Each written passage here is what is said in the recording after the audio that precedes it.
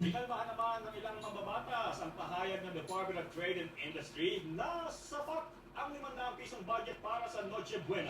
Balita mo na Ha? 500 pesos para sa Noche Buena. E pang biko lang yan.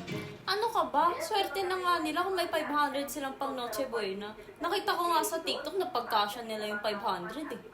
Papaniwala ka naman sa mga yan. Oo nga, tingnan mo kasi. Di ka kasi nag-i-scroll sa TikTok. Teka dito. Tingnan mo. Mga condiments mo ba? 75 plus 99 ba? 99.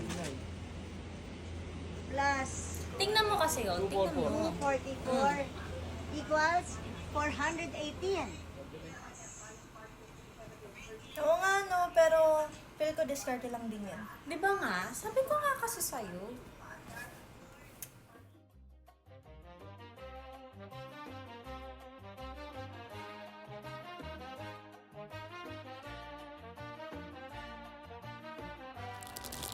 Sayang ka.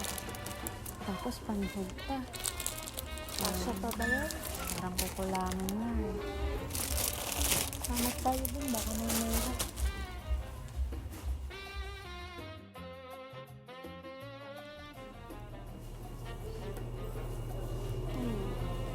Paano pa yung fruit salad?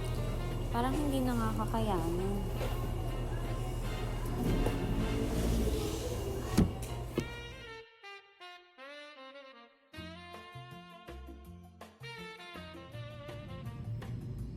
Are we on?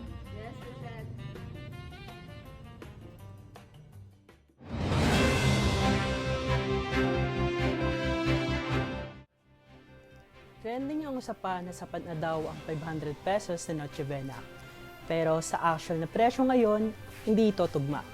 Kaya bago maglabas ng payag, mahalagang mangalap at suriin muna ang datos.